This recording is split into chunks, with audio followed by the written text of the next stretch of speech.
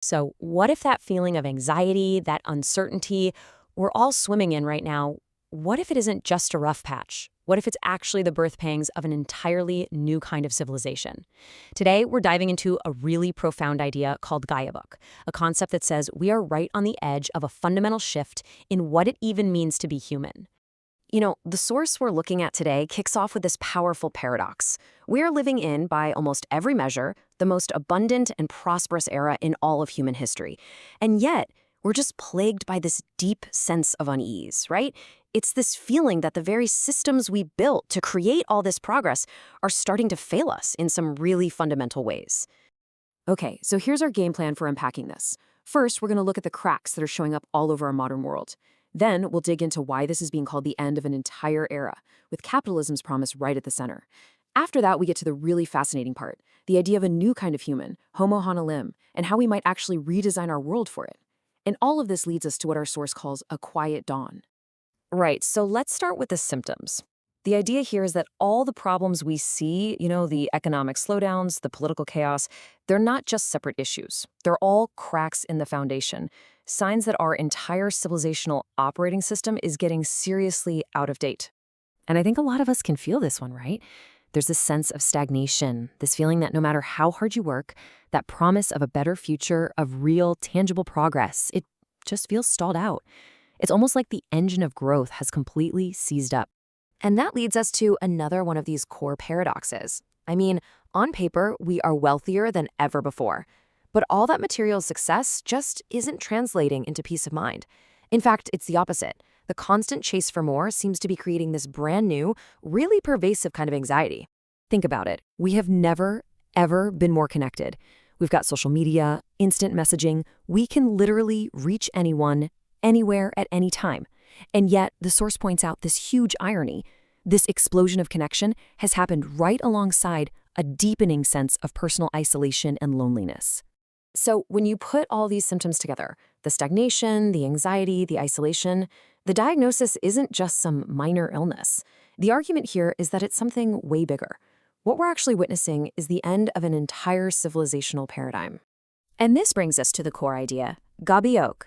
Now, this Korean term, it means so much more than just change. It's talking about a monumental, world-altering transformation. Think of it as a complete overturning of the old world to reveal a brand new horizon. It's the radical start of something completely new. Now, to really get the scale of this, the source puts it into historical context. There have been two of these Gaebyeoks before. First, the agricultural revolution, which basically created civilization as we know it. Then the industrial revolution, which freed our bodies from a lot of toil, but also kind of turned us into cogs in a machine.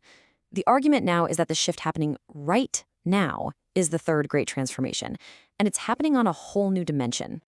Okay, so what's actually driving this breakdown?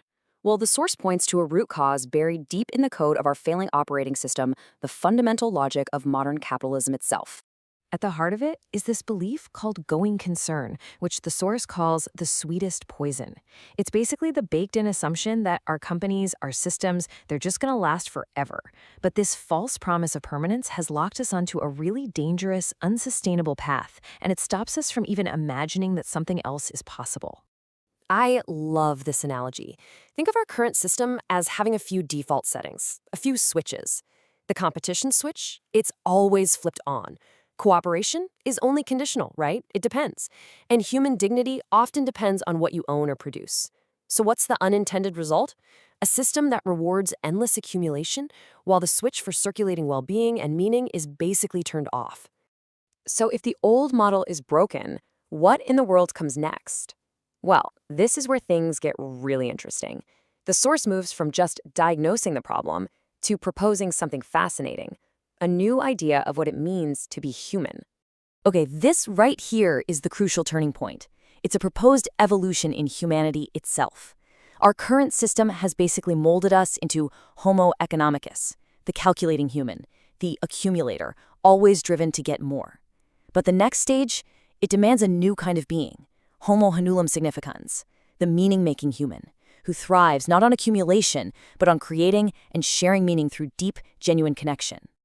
Yeah, this concept of Hanulim is really deep. It's rooted in Korean philosophy and suggests a kind of great resonance or cosmic echo. Homo Hanulim is a being who finds purpose not in having more, but in connecting more. It's about participating in the flow of civilization, not just winning some zero-sum game. The entire goal shifts from accumulation to resonance. And look, this isn't just some abstract philosophical idea. The source actually proposes a concrete redesign of our economic engine, specifically to encourage this new kind of human. It's really about changing the rules of the game. This table just lays out the shift perfectly. In this proposed Lifecoin model, the driving force moves from scarcity and fear to resonance and meaning. We stop evaluating everything based on profit and efficiency, and we start valuing resonance, or what the source calls likes, and deep feeling. Welfare is no longer selective. Survival and dignity are universally guaranteed. And the ultimate goal?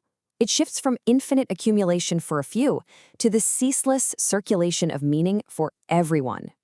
And that brings us to the final part of this story. What does this massive transformation actually feel like?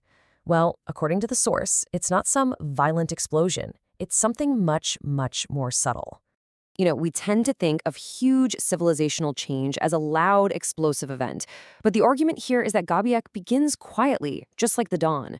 It's not a revolution in the streets, it's an internal shift in our consciousness, happening right now, just beneath the surface of our very noisy world. And this is the ultimate question the source leaves us with. As AI and automation get better and better at handling the tasks of production and survival, humanity is going to face an unprecedented challenge and an incredible opportunity. For maybe the first time in history, we won't have to focus on how to survive. We'll be forced to design a civilization centered on why we live. What is our purpose, beyond just existing? That's the real question at the heart of this quiet dawn.